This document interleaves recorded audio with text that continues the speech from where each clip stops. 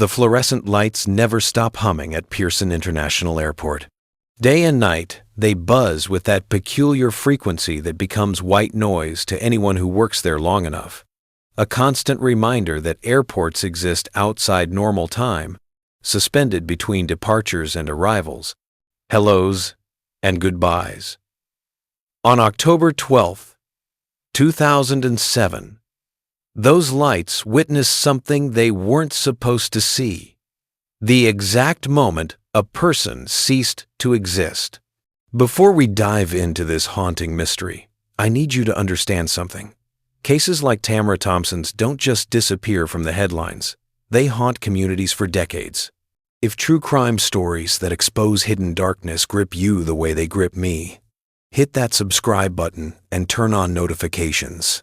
Because the truth, when it finally surfaces after years of silence, is rarely what anyone expects. And there are dozens more stories, like this one, waiting to be told. Tamara Johnson's disappearance didn't announce itself with drama or spectacle. There were no screams, no signs of struggle, no witnesses rushing forward with tales of suspicious activity.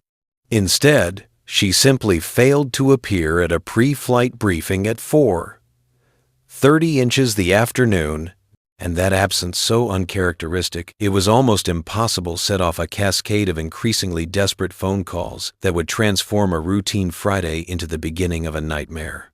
Maria Chen tried Tamara's cell phone first. 4 rings, then voicemail.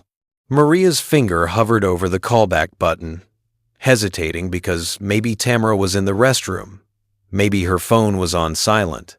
Maybe there was a perfectly reasonable explanation that would reveal itself in the next 60 seconds. She waited. She tried again. 4 rings. Voicemail. The cold dread that had been lurking at the edges of her consciousness suddenly rushed forward, undeniable. The lead flight attendant, Patricia Moore, made the decision to delay boarding while someone physically searched for Tamara. This wasn't protocol. You didn't hold up an entire flight for one crew member, but Patricia had worked with Tamara for 4 years and knew with absolute certainty that something was catastrophically wrong. Tamara didn't miss briefings. Tamara didn't turn off her phone during work hours. Tamara didn't disappear. The employee lounge was empty, except for 2 mechanics' playing cards. The cafeteria staff hadn't seen her since morning. The medical office had no record of anyone coming in that afternoon. With each negative report, the knot in Maria's stomach tightened. She found herself walking faster through the terminal, checking the same places twice, as if Tamara might materialize if she just looked hard enough. Airport security opened Tamara's locker at 5:15 p.m., and what they found there made everything worse. Her purse sat on the upper shelf, wallet intact with $63 in cash, her New York driver's license, 3 credit cards.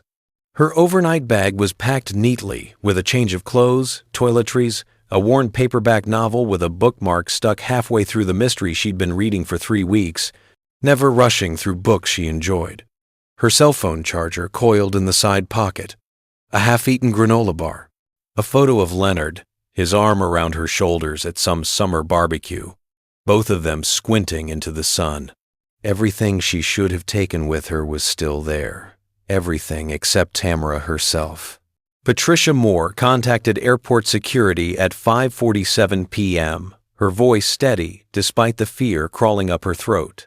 By 6, security was reviewing camera footage.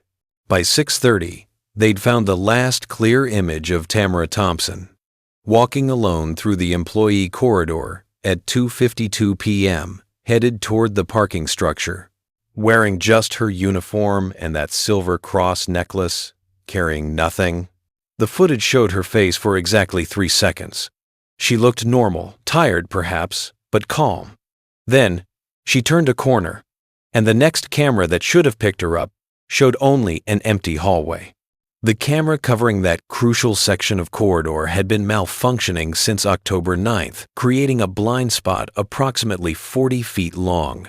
Tamara had walked into that blind spot and never emerged on the other side. Flight 3847 departed at 6:15 p.m. without her 45 minutes behind schedule. A substitute flight attendant sat in the jump seat that should have been Tamara's, and Maria Chen spent the entire flight to New York staring out the window at the darkening sky, trying to understand how someone could just vanish from a place with cameras and security protocols specifically designed to prevent exactly this kind of disappearance. Lillian Thompson's phone rang at 6:42 p.m. She was in her kitchen in Buffalo, preparing dinner she wouldn't eat, when the airport security officer's voice came through the line explaining that her daughter had missed her flight, that no one could find her, that her belongings were still in her locker.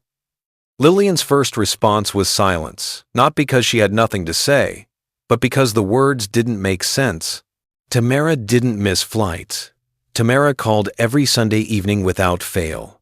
Tamara was the reliable one, the daughter who'd held Lillian together after her husband's death 5 years earlier. "That's not possible," Lillian finally said, her voice hollow. "Tamara doesn't do that." But she had. Somewhere in those unaccounted hours, somewhere in the vast sprawl of Pearson International Airport, Tamara Thompson had vanished as completely as if she'd never existed at all. Leonard Martinez was in his apartment in Manhattan when his phone rang. He'd been expecting Tamara's call. She always called when she landed, but it was a Toronto police officer on the line instead, asking questions Leonard couldn't process. "When did you last speak with her? Did she seem upset? Did she mention meeting anyone?" The questions kept coming, but Leonard's mind had stopped at the first sentence. "Your girlfriend is missing."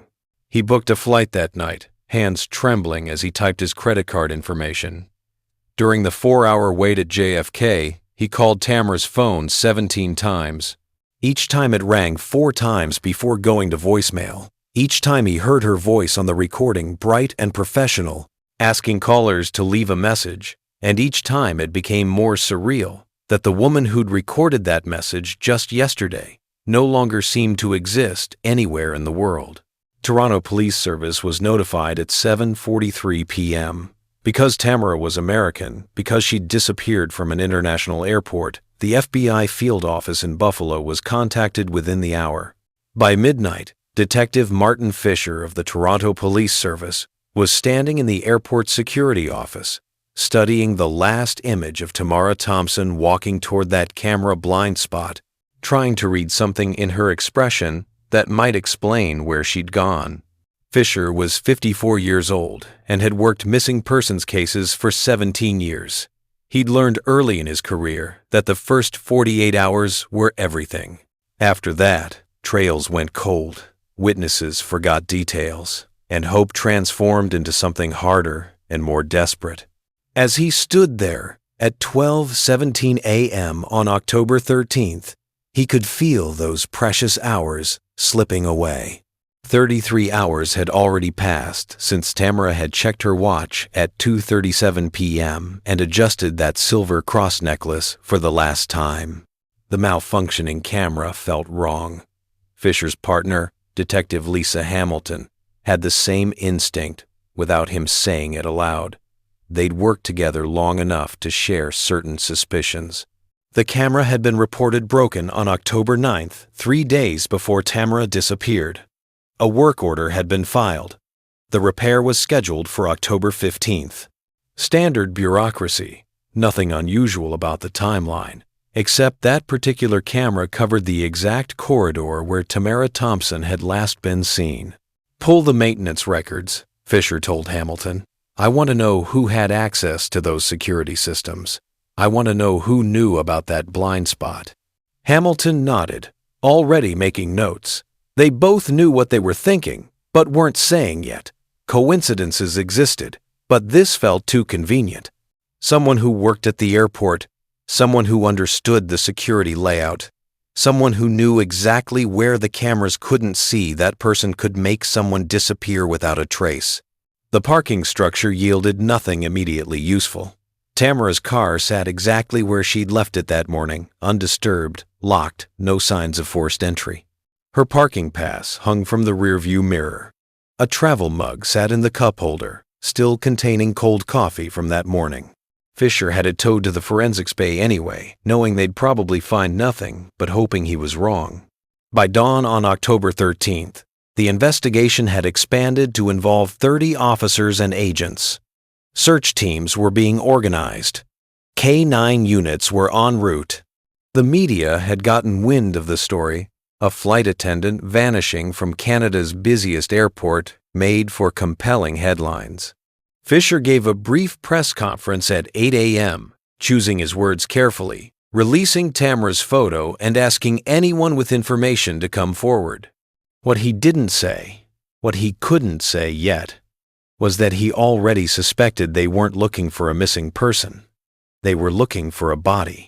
And somewhere in the sprawling complexity of Pearson International Airport, someone who wore an employee badge and walked these corridors every day knew exactly where that body was hidden.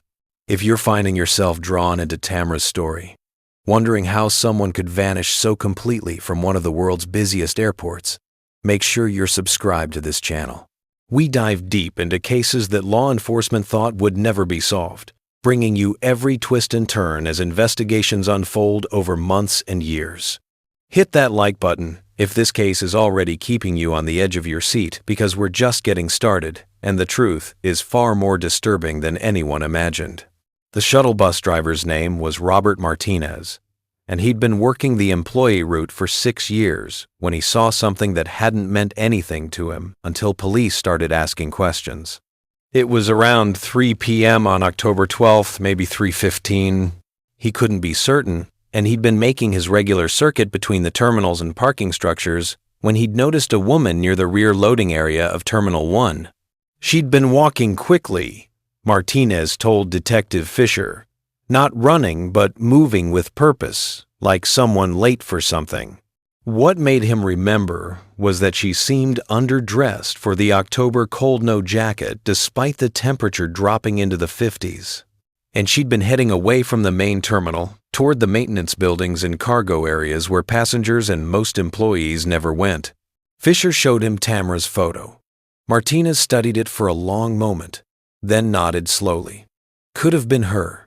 The height seemed right, the build, the dark hair. But he'd only seen her from a distance for maybe 10 seconds, and he couldn't be completely certain. The loading area Martinez described was a maze of concrete and steel semi-trucks backing into bays, forklifts moving pallets, the constant noise of machinery and diesel engines. It was also significantly less monitored than the passenger terminals. There were cameras, but fewer of them, with gaps in coverage that someone familiar with the layout might exploit. 3 cargo handlers working the afternoon shift on October 12th reported seeing a white commercial van, possibly a Ford or Chevrolet, parked near the service entrance around 3 p.m.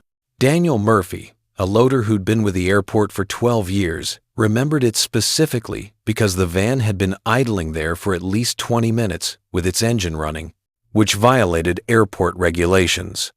He'd been about to report it when it pulled away. Murphy hadn't seen the license plate, couldn't identify the make or model with certainty, didn't see who was driving. But he remembered, or thought he remembered, a woman getting into the passenger side just before the van left. Medium height, dark clothing.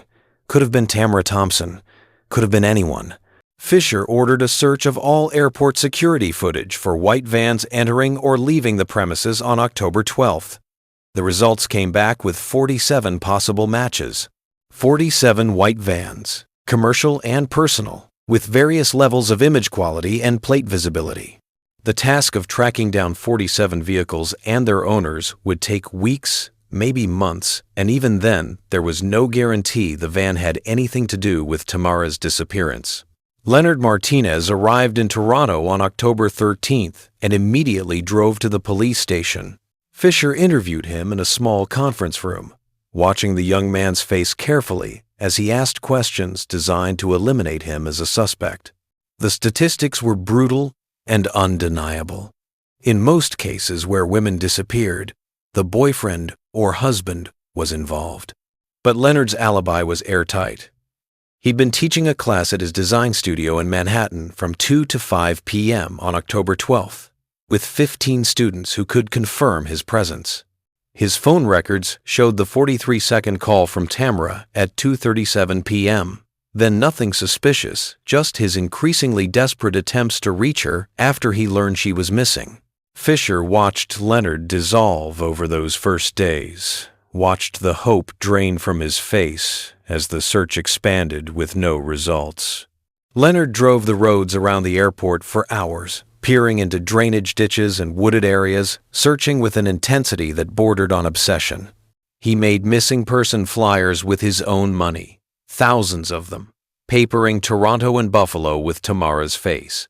He appeared on local news programs, his voice cracking as he begged anyone with information to come forward. She was looking at engagement rings, Leonard told Fisher during one of their many conversations.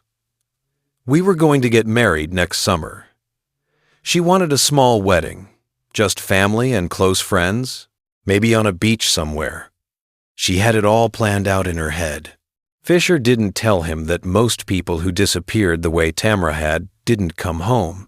He'd learned not to extinguish hope prematurely, even when he knew the odds. Lillian Thompson drove up from Buffalo every weekend, staying in cheap motels near the airport, walking the terminals and parking lots as if she might somehow sense her daughter's presence. She carried Tamara's photo in her purse, showing it to strangers, asking if anyone had seen her, if anyone remembered anything. Most people looked at the photo with sympathy and shook their heads. Some promised to keep an eye out. A few offered theories or claimed sightings that always turned out to be mistaken identity or wishful thinking. The searches expanded outward in concentric circles. Police dive teams dragged the Etobicoke Creek and small ponds scattered around the airport's perimeter. They found shopping carts and bicycle frames and decades of accumulated trash, but no trace of Tamara Thompson. Cadaver dogs were brought in to search the wooded areas north of the airport, dense patches of forest and brush where a body might lie hidden indefinitely. The dogs alerted several times, leading handlers to long-buried animal remains and one case of illegal dumping, but nothing human, nothing that helped. Airport employees were interviewed and re-interviewed. Background checks were run on everyone who'd been working on October 12th. Hundreds of people, from pilots to janitors to food service workers. A few had minor criminal records, traffic violations, old DUIs, misdemeanors that had nothing to do with violent crime. One name caught Fisher's attention. Gregory Walsh, a 52-year-old maintenance supervisor who'd worked at the airport for 23 years. Walsh had been the subject of 2 harassment complaints years earlier, accusations from female employees that he'd made inappropriate comments or stood too close in elevators. The complaints had been resolved through HR without criminal charges, but they lingered in his file like red flags. Walsh submitted to questioning on October 19th, arriving at the police station without a lawyer. He was cooperative, almost overly so, answering every question with careful precision. Yes, he'd been at work on October 12th. His time card confirmed it logged in at 7 a.m., logged out at 4:30 p.m. No, he didn't remember seeing Tamara Thompson that day. He claimed not to recognize her photo, though Fisher found that hard to believe. The airport employed thousands, but the maintenance staff and flight crews interacted regularly. Walsh's alibi for the critical hours was thin but not impossible. He'd been performing routine maintenance tasks, he said, mostly alone in various parts of the terminal. Changing air filters, checking HVAC systems, the kind of work that didn't require witnesses. He'd taken his lunch break at 1:30, eaten alone in the employee cafeteria, then returned to work. He couldn't prove where he'd been between 2:30 and 3:30 p.m., the exact window when Tamara had disappeared, but he also couldn't be definitively placed anywhere near her. Fisher's instincts told him something about Walsh felt wrong. The way he sat too still during questioning, barely moving except to answer. The way his eyes went flat when he looked at Tamara's photo, showing none of the sympathy or concern most people displayed. But instincts weren't evidence. Without proof, without witnesses, without anything connecting Walsh directly to Tamara's disappearance, there was nothing to do but add his name to the list and move on. The media coverage intensified through October and November. Tamara's face appeared on evening news broadcasts, in newspapers, on missing person websites. Tips poured in dozens at first, then hundreds. A constant stream of reported sightings and theories and confessions from people who'd had nothing to do with her disappearance but craved attention. A psychic in Buffalo claimed to have visions of Tamara near water, leading to another fruitless search of the airport's drainage systems. A man in Detroit called to say he'd seen Tamara working at a diner, which turned out to be a woman who looked vaguely similar and had no connection to the case. A prisoner in Pennsylvania wrote letters claiming responsibility, providing details he'd clearly gleaned from news reports, his confession collapsing under the lightest scrutiny. By December, the case had consumed Fisher completely. He worked 16-hour days, reviewing footage until his eyes ached, following leads that went nowhere, building timelines that revealed nothing. His wife stopped asking when he'd be home. Hamilton brought him coffee in the morning and found him still at his desk late at night, surrounded by files and photos and maps marked with red circles that represented every place Tamara might have gone. The problem was simple and devastating. There were too many possibilities and not enough evidence. Tamara could have been abducted by a stranger, a random predator who'd seen an opportunity. She could have been targeted by someone who knew her routine, someone from the airport who'd been watching and waiting. She could have had an accident, fallen somewhere, become disoriented or injured in a place no one thought to look. Each theory seemed equally plausible and equally impossible to prove. The FBI brought resources and jurisdiction. Special Agent David Clark, who'd worked abduction cases across the northeastern states, took the lead on the American side. He was methodical and patient, the kind of investigator who believed every case could be solved if you just asked enough questions and followed enough threads. He interviewed Tamara's family, her friends, her co-workers, building a picture of a woman whose life contained no obvious secrets or enemies or reasons to vanish. Tamara's phone records revealed nothing suspicious. Her bank accounts showed no unusual activity. Her email and social media were mundane plans with friends, messages with Leonard, work schedules. Her apartment in Queens, searched with Lillian's permission, contained exactly what you'd expect from a 29-year-old woman living alone. Furniture from IKEA, books on her nightstand, photos on her refrigerator, a closet full of clothes that would never be worn again. As winter settled over Toronto, the active investigation began to slow. Not officially, no one declared the case cold, but the daily briefings became weekly, then bi-weekly. Officers were reassigned to other cases. The FBI agents returned to their regular duties. The media moved on to newer tragedies.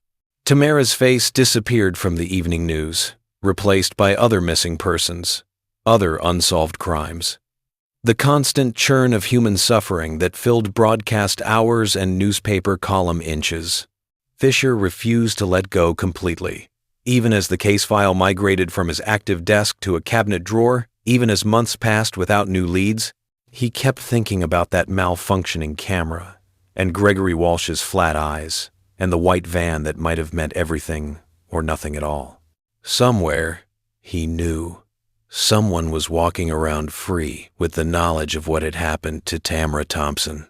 Someone was going to work, coming home, eating dinner, sleeping in their own bed, carrying a secret that would eventually become too heavy to bear. Fisher had seen it before. Secrets like that didn't stay buried forever. Eventually, someone talked. Someone made a mistake. Something shifted, and the truth emerged. He just didn't know it would take 8 years.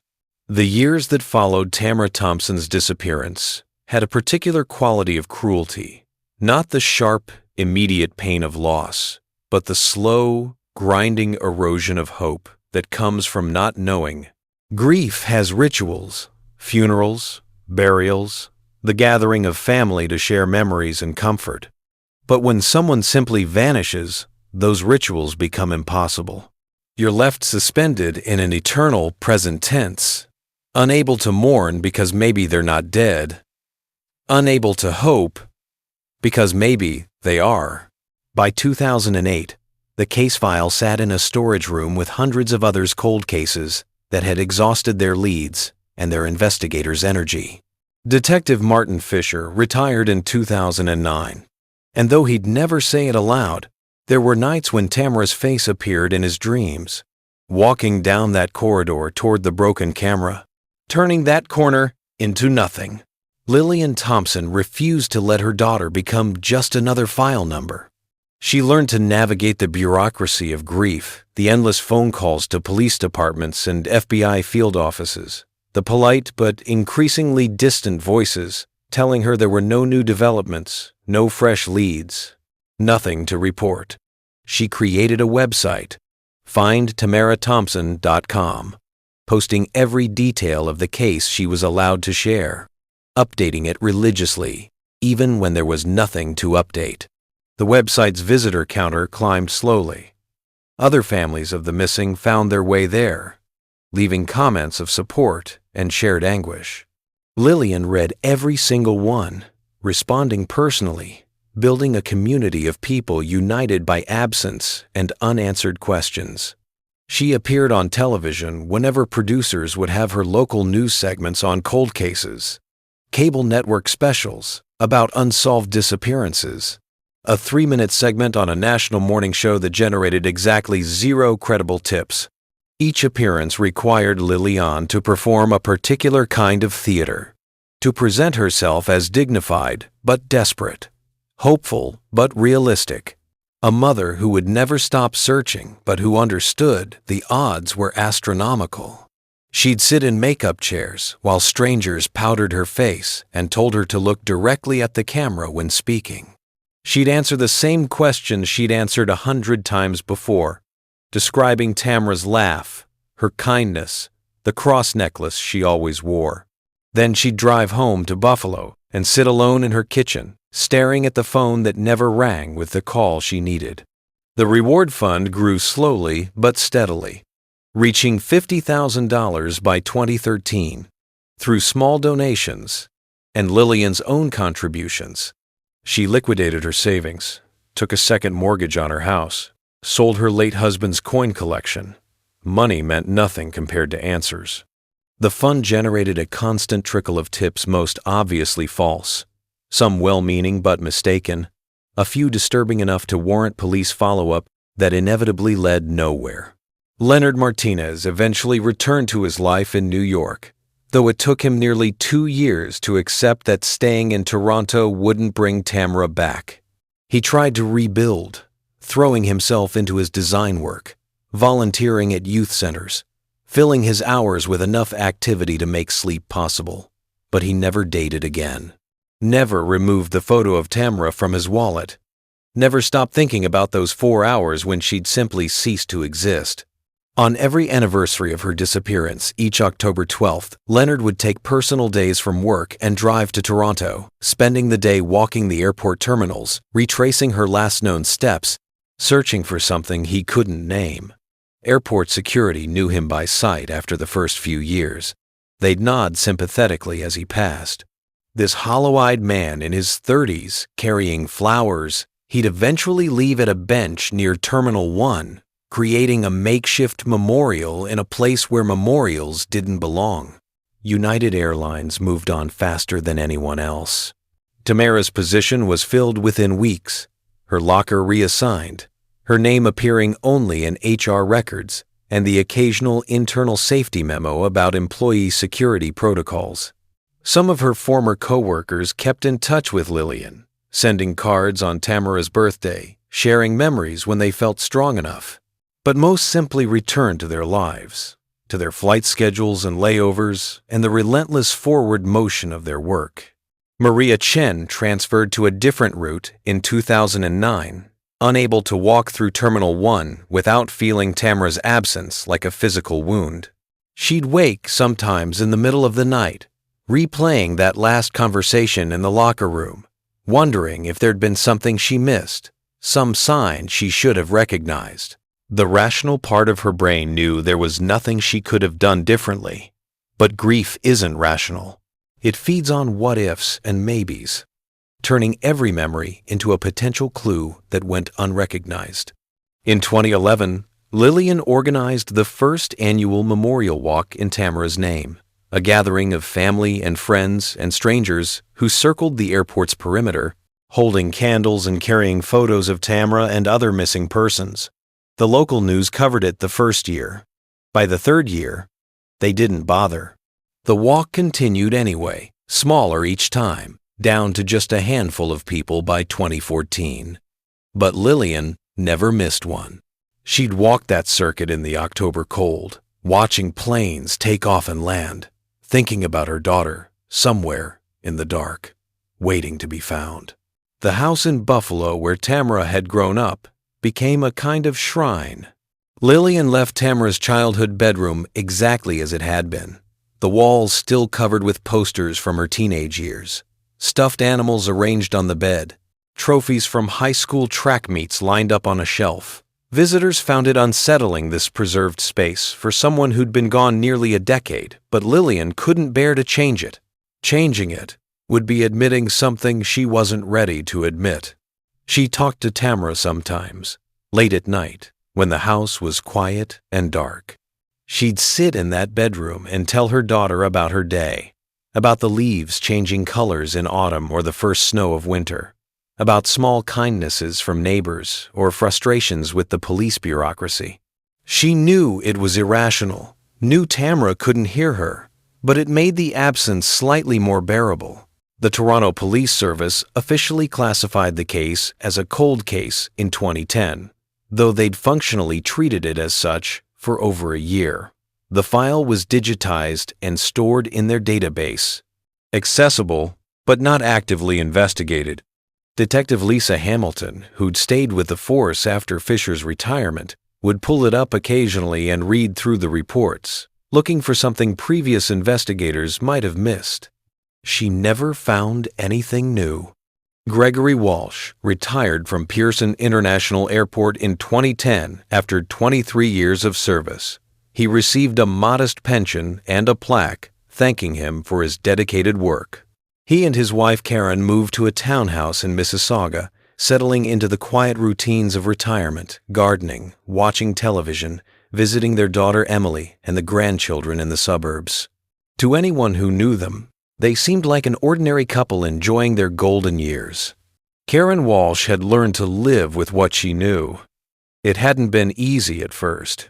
When Gregory had confessed to her in October 2007, his voice shaking as he described what he'd called a terrible accident, she'd felt her world tilt on its axis. But he'd begged her not to go to the police, told her that their life would be destroyed, that he'd go to prison, that she'd lose everything. And Karen had made a calculation that would haunt her for the rest of her life. She'd weighed her husband's freedom against a stranger's justice and chosen her husband. She'd watched Lillian Thompson on television over the years, that grieving mother pleading for information, knowing she could end that woman's suffering with a single phone call.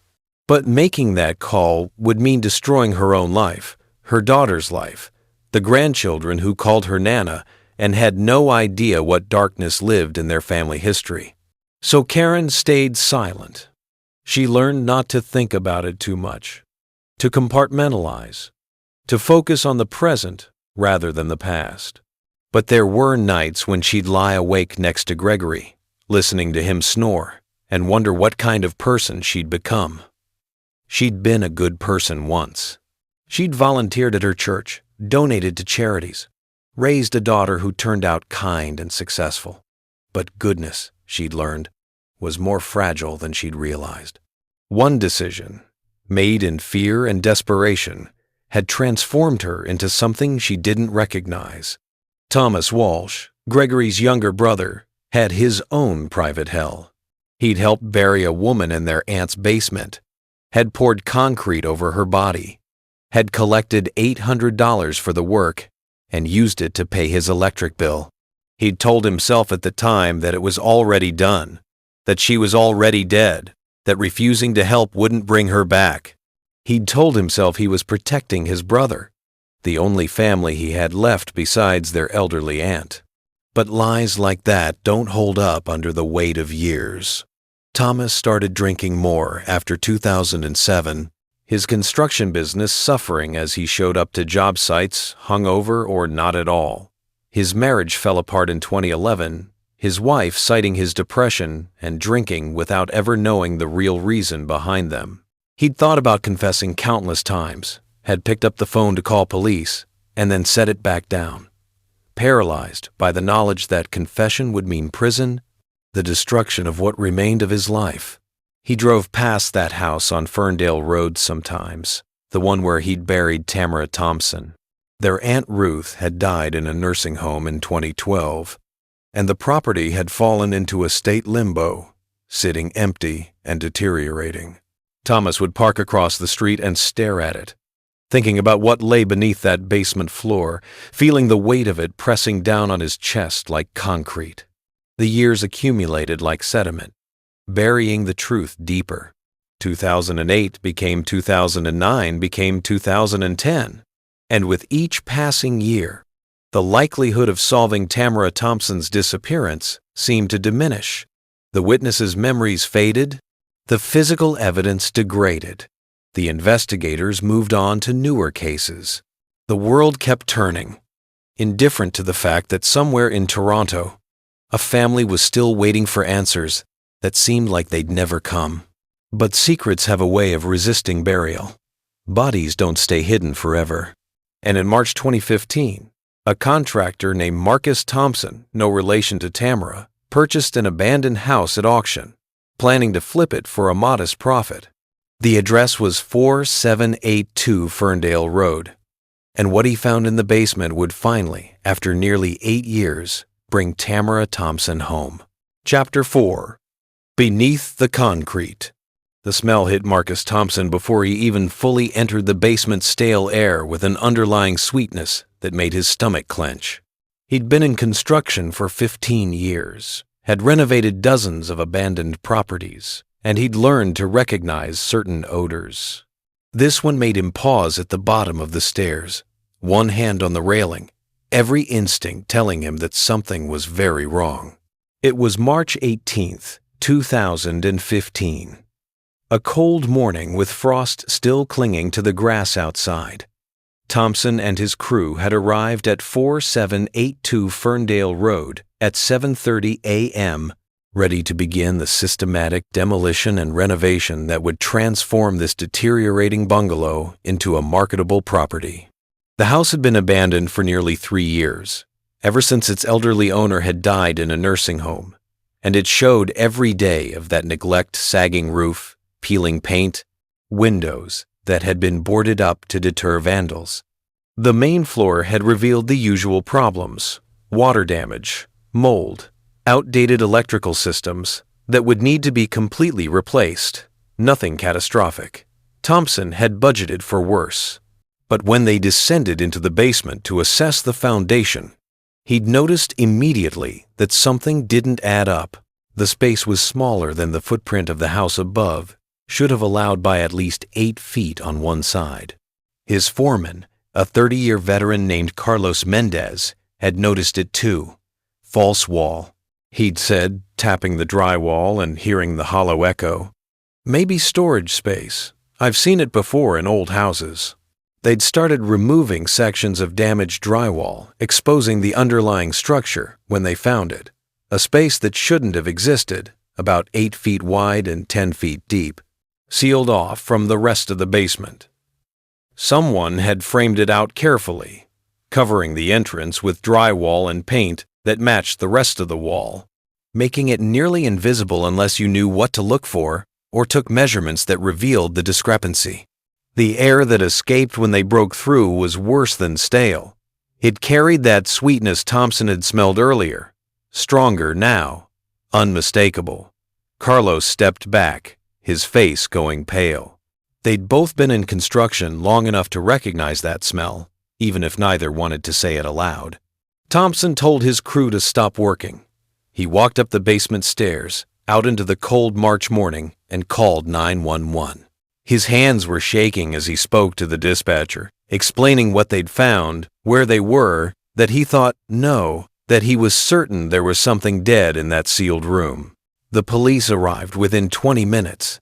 2 patrol officers who took one look at the exposed space and the stricken faces of the construction crew and immediately called for backup. Within an hour, the house was surrounded by emergency vehicles, crime scene tape stretching across the front yard, and investigators in white protective suits preparing to enter the basement. The concrete floor in that hidden section was different from the rest of the basement, newer, poured more recently, roughly finished as if someone had done the work quickly without proper preparation or expertise. Detective Lisa Hamilton, who'd arrived with the first wave of investigators, stood at the edge of that concrete slab and felt something cold settle in her stomach. She'd worked enough crime scenes to recognize what this was, even before the cadaver dogs confirmed it. The dogs went wild. 2 German shepherds, trained to detect human remains, alerted immediately and emphatically, their handlers struggling to pull them back from the concrete. There was no doubt now. Someone was buried beneath that floor. The excavation took 2 days of careful, methodical work. Forensic archaeologists treated the site like an ancient burial ground, using jackhammers to break up the concrete in controlled sections, then switching to brushes and hand tools as they got closer to what lay beneath. Hamilton supervised the entire process, barely sleeping, knowing that they were probably looking at a homicide, possibly an old one, and that every detail mattered. They found her on March 20th at 2:15 inches the afternoon. A skeleton, curled in a fetal position in the shallow grave beneath the concrete. Fragments of fabric still clung to the bone's navy blue material that could have been a uniform. And there, still around the neck bones, was a small silver cross on a delicate chain. Hamilton pulled up the missing persons database on her laptop right there in the basement, scrolling through unsolved cases, her heart hammering because she already knew what she was going to find. And there it was, Tamara Johnson, missing since the 12th of October 2007, last seen wearing her United Airlines uniform and a silver cross necklace. The time and location matched. The age and build matched. But they'd need dental records to be certain. Before we continue with what happened next, I want to pause for a moment. If you're invested in seeing justice for Tamara, if you want to follow more cold cases that are finally being solved after decades, please subscribe to this channel and hit the notification bell. We cover cases that many have forgotten, bringing closure to families who've waited years for answers. Your subscription helps us continue investigating and sharing these important stories. Now, let's talk about the phone call that would change everything. The call to Lillian Thompson was one of the hardest Hamilton had ever made, and she'd made dozens like it over her career.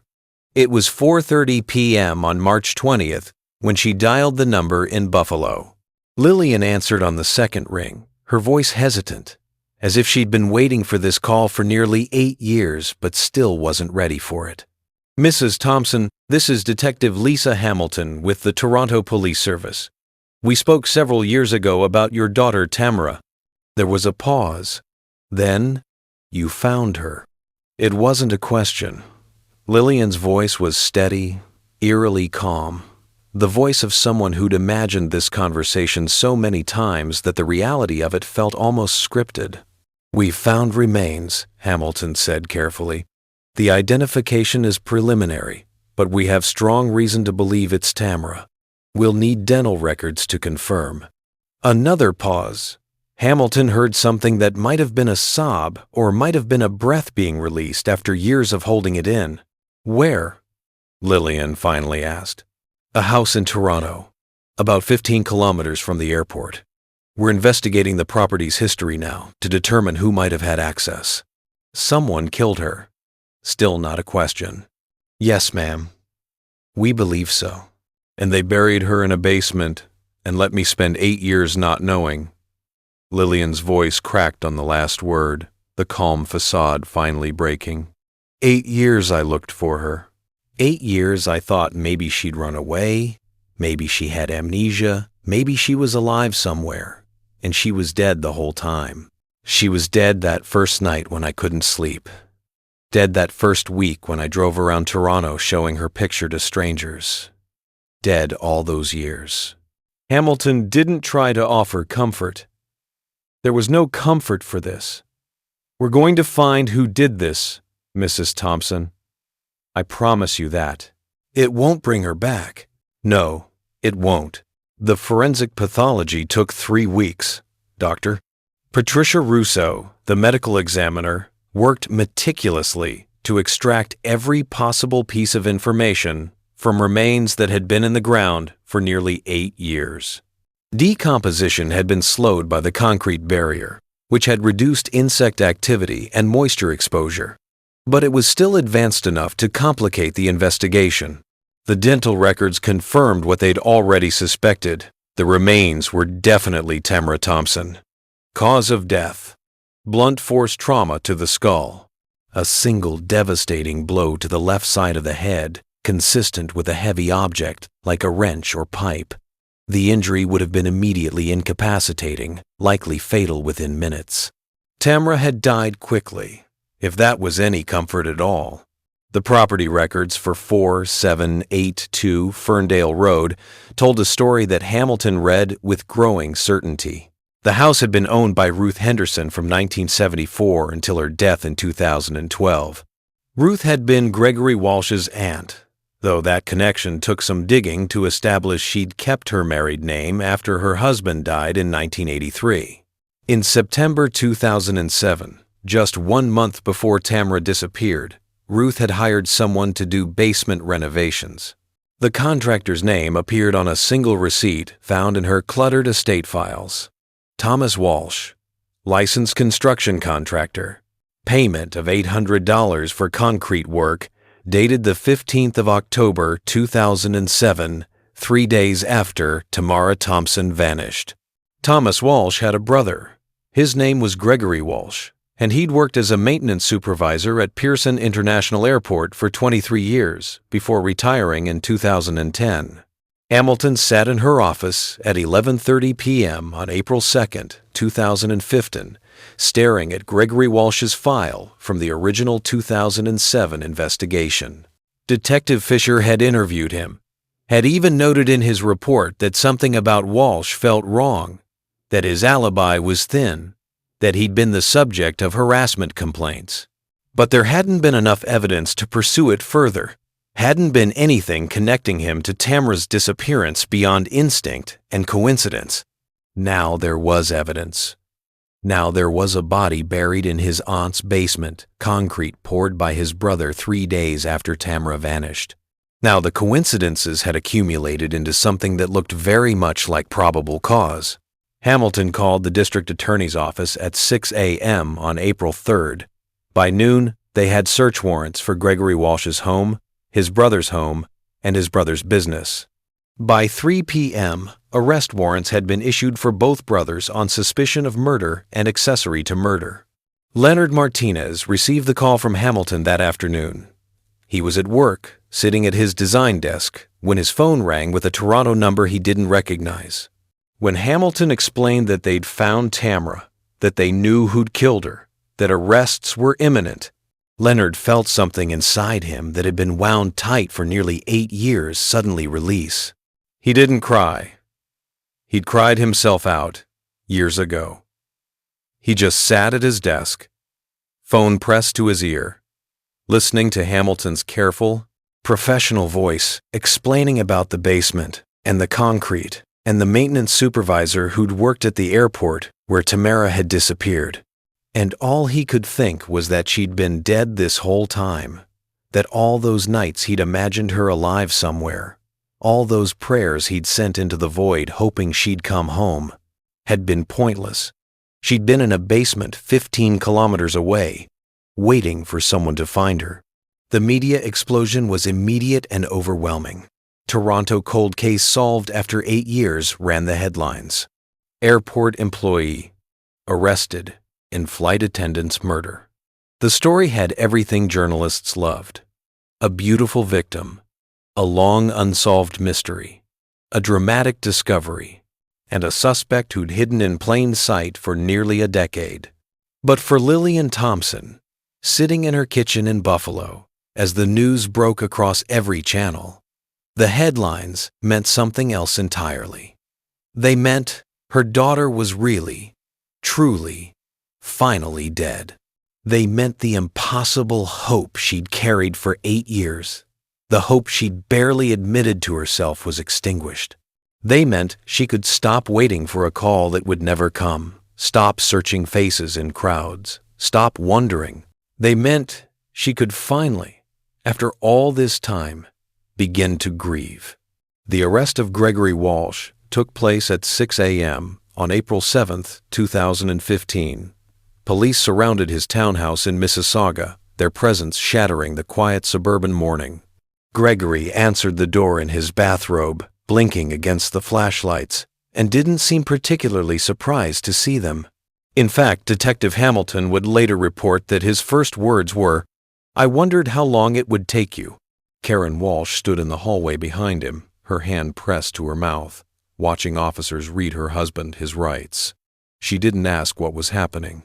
She already knew. The discovery at Ferndale Road had been all over the news for days, and she'd watched her husband grow quieter and more withdrawn with each broadcast, waiting for this inevitable knock on the door. Gregory was taken to Toronto Police Headquarters, booked, fingerprinted, photographed. He sat in an interrogation room for 4 hours before his lawyer arrived, a nervous young woman from a small practice who was clearly out of her depth in a murder investigation.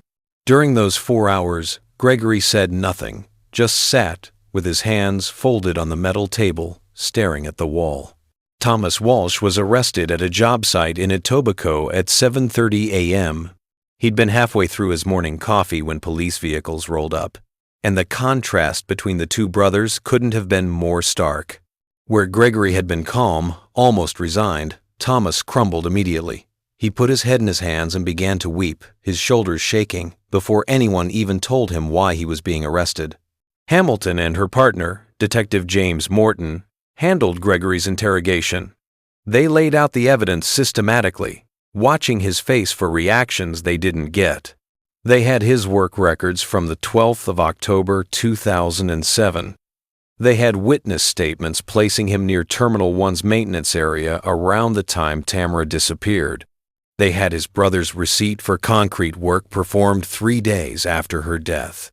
They had Tamara's body in his aunt's basement, buried beneath concrete his brother had poured.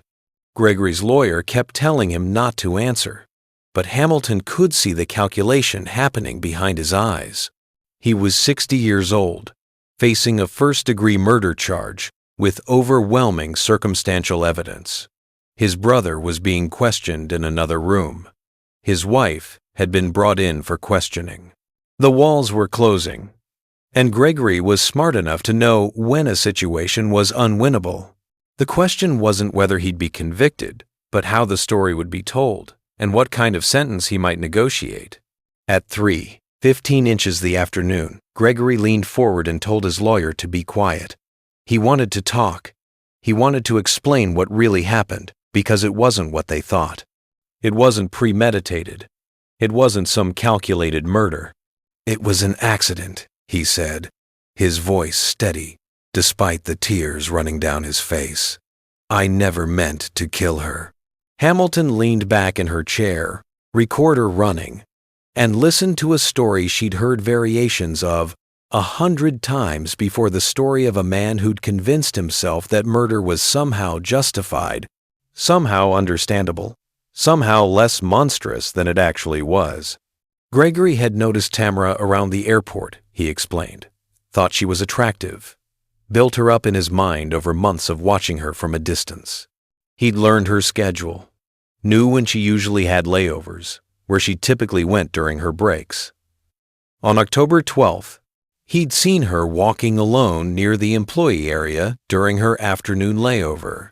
He'd approached her, told her there was a problem with the air conditioning system in one of the storage rooms, said he needed someone to verify that it was blowing cold air properly.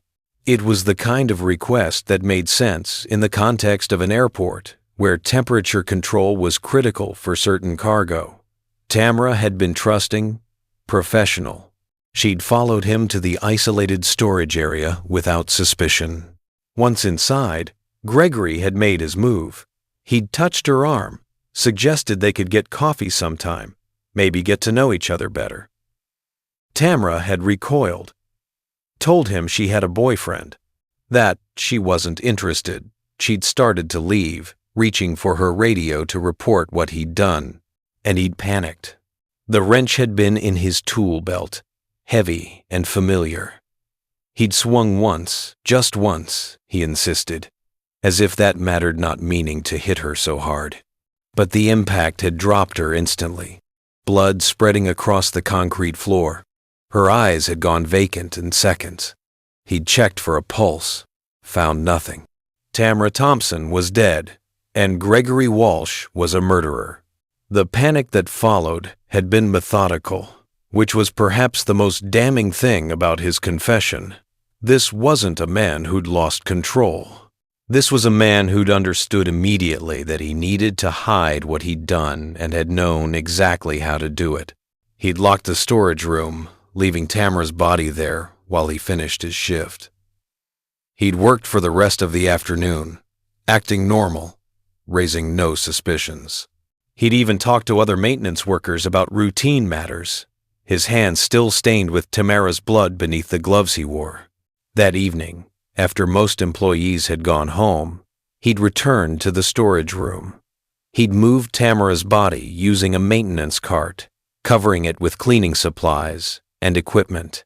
The cameras in that area had blind spots he knew intimately. He'd maintained those cameras for years, knew which ones worked and which didn't, knew exactly how to move through the airport without being recorded.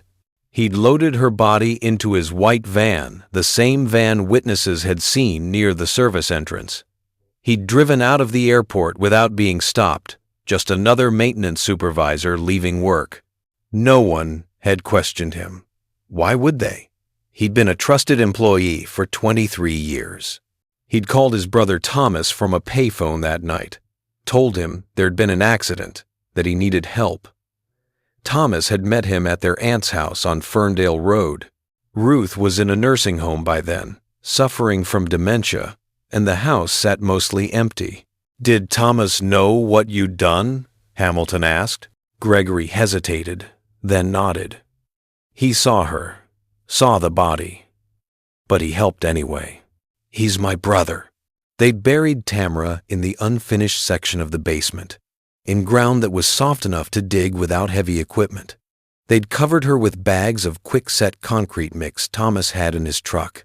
3 days later, Thomas had returned and poured a proper floor, finishing the work their aunt had actually hired him to do.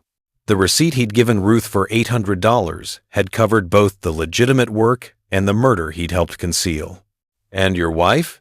Hamilton asked. "When did you tell Karen?" "A few days later. Maybe a week. I couldn't keep it from her. She knew something was wrong, and she didn't go to the police." Gregory's face hardened. "She's my wife. She protected me. That's what family does." Hamilton thought about Lillian Thompson, who'd spent 8 years not knowing what happened to her daughter. Thought about Leonard Martinez, who'd driven to Toronto every October 12th to leave flowers at an airport bench. Thought about Maria Chen, who'd transferred routes because she couldn't walk through Terminal 1 without feeling Tamara's ghost.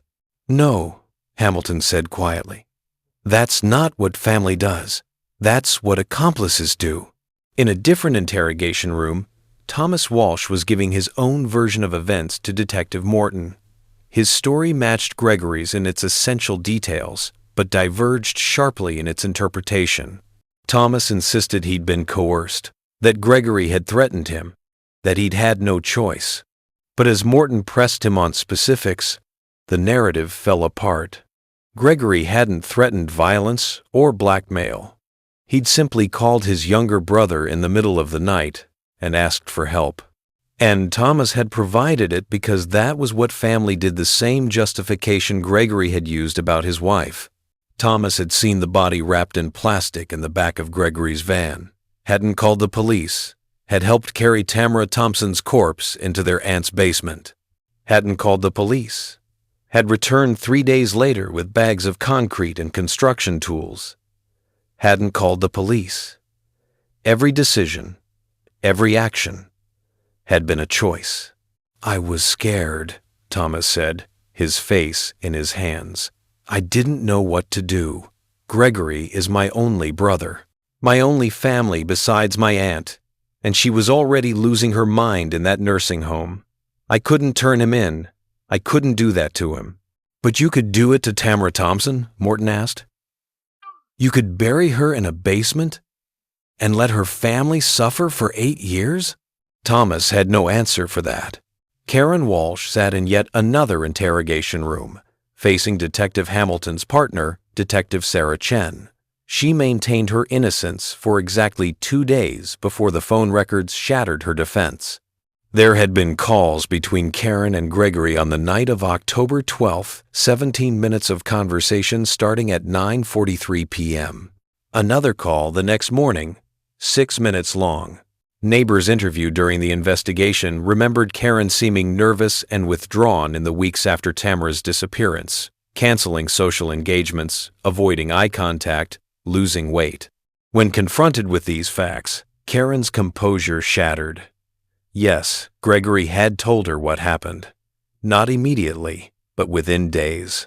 He'd confessed late one night in their bedroom, his voice shaking, describing it as a terrible accident. He'd begged her not to go to the police, told her their life would be destroyed, that he'd go to prison. And Karen had made a calculation that defined the rest of her life. She'd weighed her husband's freedom against a stranger's justice and chosen her husband. She'd watched Lillian Thompson on television pleading for information, knowing she could end that woman's suffering with a single phone call, and she'd stayed silent. "I loved him," Karen said, tears streaming down her face. "We'd been married 31 years. I know it was wrong. I know it was terrible. But I couldn't destroy our life. I couldn't send him to prison. I couldn't." Hamilton looked at this woman who'd seemed so ordinary, so unremarkable, a retired bank teller, a grandmother, someone who'd lived quietly in the suburbs and hurt no one directly. But complicity, Hamilton had learned, came in many forms. Karen Walsh hadn't wielded the wrench or poured the concrete, but she'd been an accomplice nonetheless. The legal machinery ground forward with inevitable momentum. Gregory Walsh was charged with first-degree murder. Thomas Walsh was charged as an accessory after the fact and with obstruction of justice. Karen Walsh was charged with obstruction of justice. All three were denied bail, deemed flight risks, given the severity of the charges and the fact that they'd successfully hidden a murder for nearly 8 years. The evidence was overwhelming, the forensic details damning. Gregory's own confession, recorded and transcribed, left little room for reasonable doubt. The only question was what kind of sentence each would receive. Lillian Thompson sat in the district attorney's office as prosecutors outlined the case they were building. She listened to the details of how her daughter had died, the wrench, the single blow, the quick death that was supposed to be some kind of comfort. She listened to the description of how Tamara had been buried, how 3 people had conspired to hide her body and let a family suffer in ignorance. "We're going to get justice for Tamara," the prosecutor promised. "All 3 of them are going to prison for a very long time." Lillian nodded, but she was thinking about something Leonard had said when he'd visited her in Buffalo after the arrests. Justice won't bring her back. He was right, it wouldn't. But maybe it would let them both finally, after 8 years of waiting, begin to heal. The trial of Gregory Walsh began on January 9th, 2016, in a Toronto courtroom packed with journalists, victims' advocates, and curious observers drawn by the lurid details that had emerged during the investigation. The media called it the airport murder trial, and it dominated local news coverage for weeks. Gregory sat at the defense table in a suit that hung loose on his frame weight he'd lost during the months in custody awaiting trial.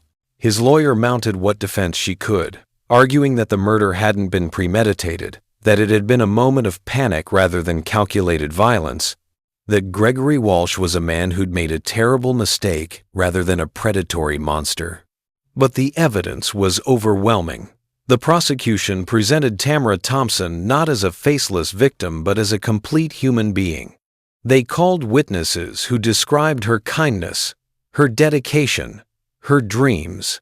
Maria Chen testified about their last conversation, her voice breaking as she remembered Tamara borrowing a phone charger, smiling, talking about ordinary things because she'd had no reason to think she wouldn't see Maria again that evening.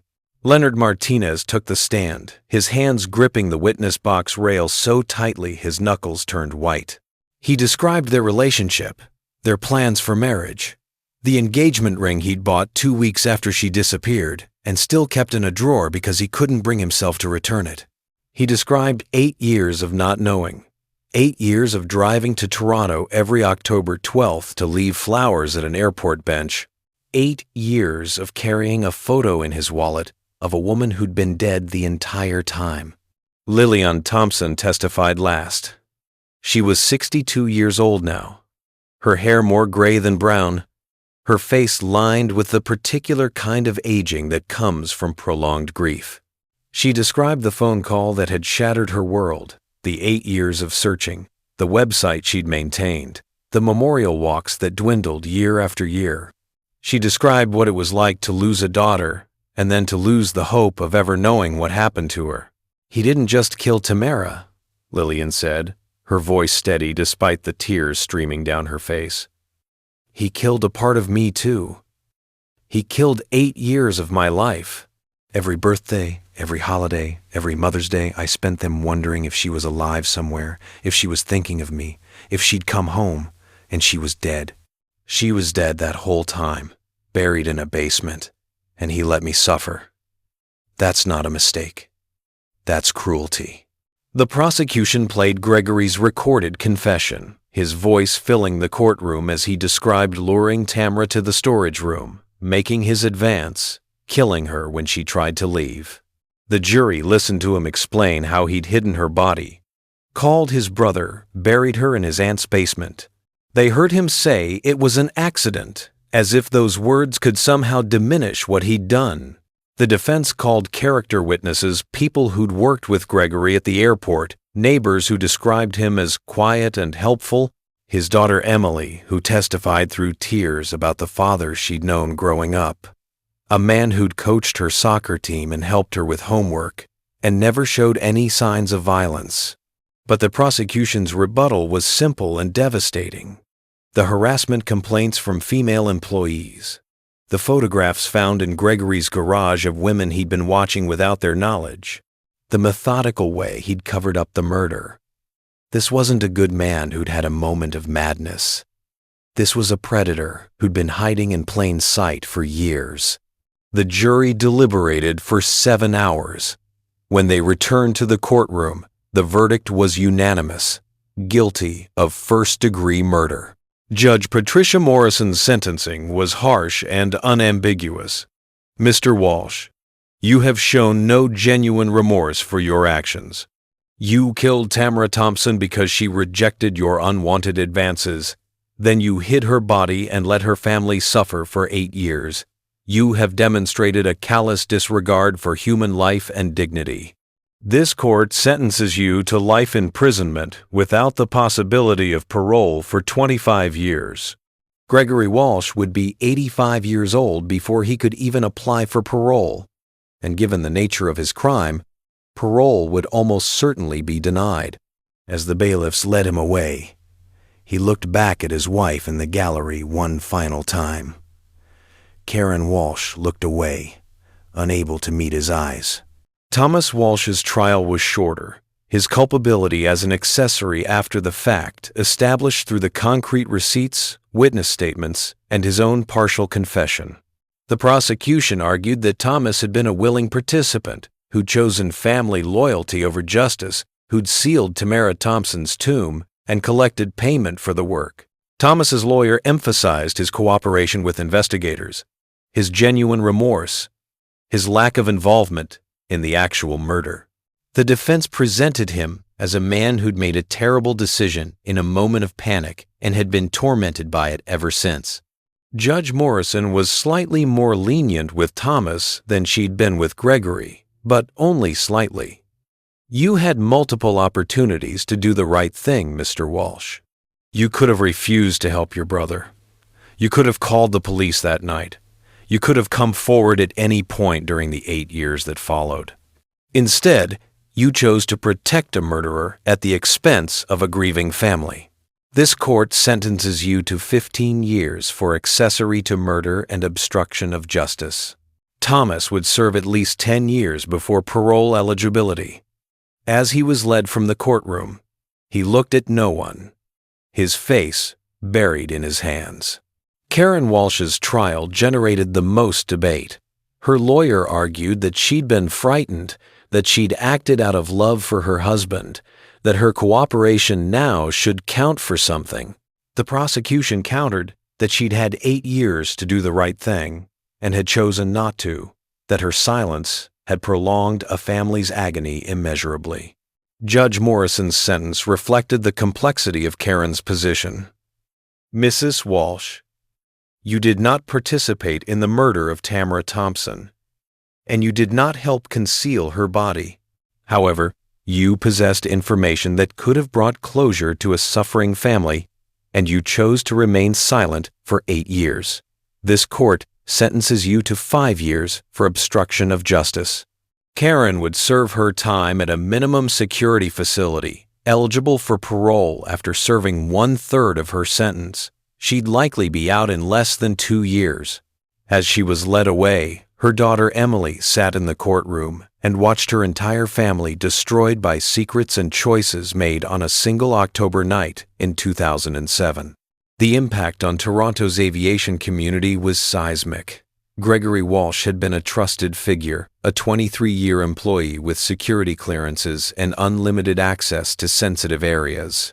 That someone in his position could commit murder and hide a body without detection for 8 years revealed systematic failures that demanded immediate attention.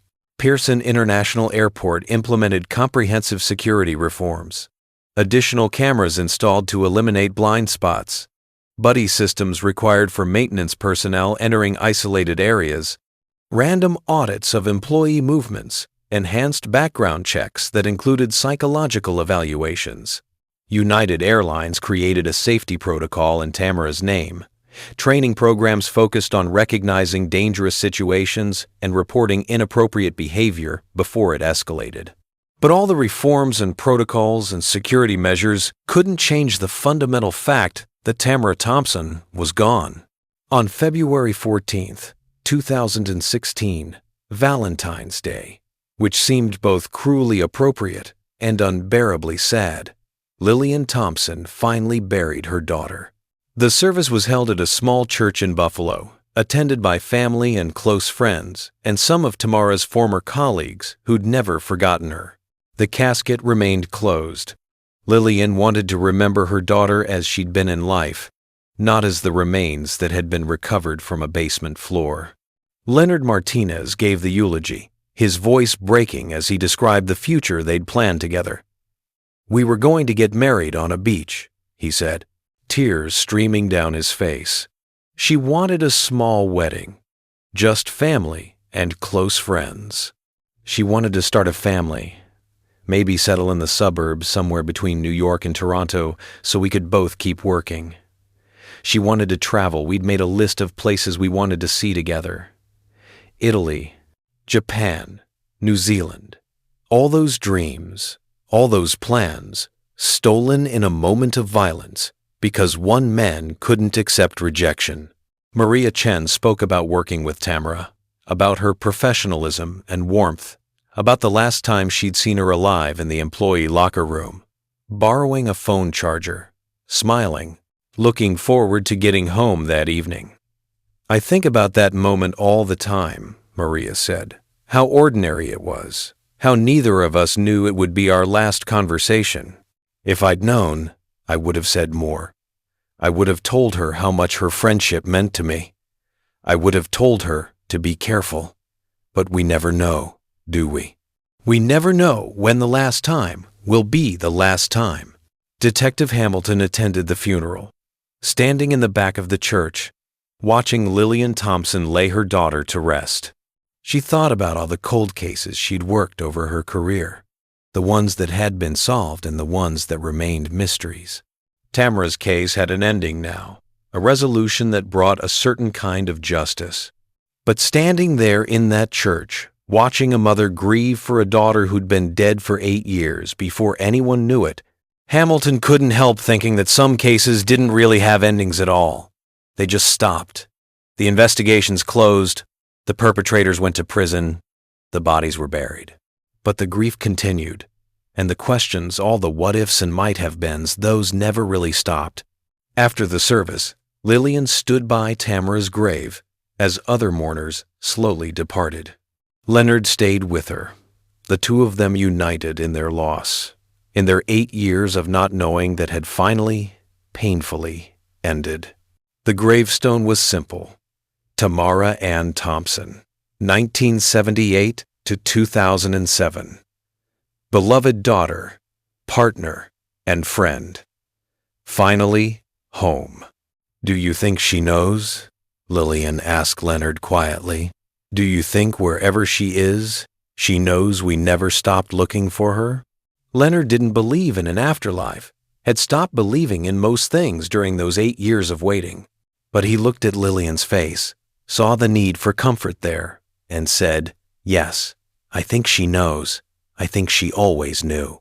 They stood there as the February wind picked up, cold and sharp, carrying the smell of snow. The grave was fresh, the dirt dark against the winter-brown grass.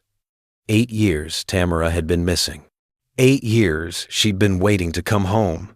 Now she was here, and the waiting was finally over. But for Lillian and Leonard, for Maria, and everyone else who'd loved Tamara Thompson, another kind of waiting began the lifelong process of learning to live with loss, of carrying grief that would never fully heal, of existing in a world that felt fundamentally changed by her absence. Justice had been served. The guilty had been punished. The mystery had been solved. But Tamara was still gone, and no verdict could bring her back. In his prison cell that night, Gregory Walsh lay on a thin mattress and stared at the ceiling. He thought about the moment he'd swung that wrench, about how quickly a life could end, about how different everything would be if he'd just accepted Tamara's rejection and walked away. He thought about his wife and daughter, about the grandchildren who would grow up knowing their grandfather was a murderer. He thought about spending the rest of his life, possibly the next 25 years or more, in this cage he'd built with his own choices. And he thought about Tamara Thompson, 29 years old, walking into that storage room with him because she'd trusted him, because she'd been professional and helpful and had no reason to fear that her kindness would be her death. He didn't sleep that night, or the next, or the one after that. Some secrets, once revealed, become impossible to live with. The silver cross necklace, the one Tamara had been wearing when she died, the one that had survived 8 years beneath concrete and led to her identification, was returned to Lillian Thompson after the trial concluded. It sat in a small evidence bag, tarnished but intact, a tangible connection to her daughter's last moments. Lillian cleaned it carefully, polishing away the tarnish, and wore it every day after that. She could feel it against her chest as she went about her life grocery shopping, working in her garden, attending the annual memorial walks that continued each October, even now that Tamara had been found. The necklace was a reminder, but also a comfort. Tamara had been lost, but she'd been found. The mystery had been solved. Justice had been served. It wasn't enough. It would never be enough, but it was something. And sometimes, in this imperfect world, something is all we get. The fluorescent lights at Pearson International Airport still hum with their monotonous drone day and night, suspended outside normal time, Thousands of travelers pass through Terminal 1 every day, most of them unaware of the tragedy that unfolded there in October 2007. The corridor where Tamara Johnson was last seen has new cameras now. No more blind spots, part of the security reforms implemented after her death. But if you know where to look, if you know the story, you can still feel her presence there. A young woman who showed up for work one autumn Friday, expecting an ordinary layover, and instead walked into a nightmare that stole her life and shattered her family. Her story is a reminder that monsters don't always look like monsters. Sometimes they wear uniforms and carry work badges and blend seamlessly into the ordinary world around us. Sometimes they're the people we trust, the ones who should keep us safe, the ones whose position and access make them most dangerous.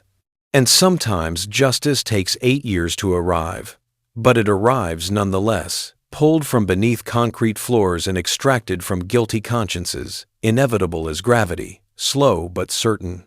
For Lillian Thompson, for Leonard Martinez, for everyone who loved Tamara, the case will never truly be closed.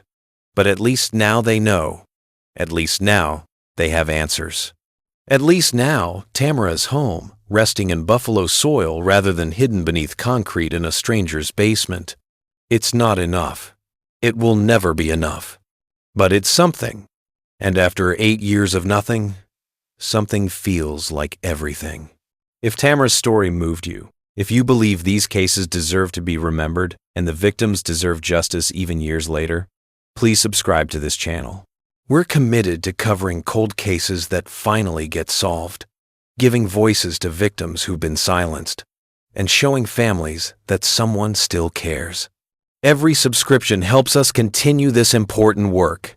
Hit that subscribe button, turn on notifications, and join us as we uncover the truth behind cases that others have forgotten. Because some stories, like Tamara's, need to be told, remembered, and never forgotten. Thank you for watching, and thank you for helping us keep her memory alive.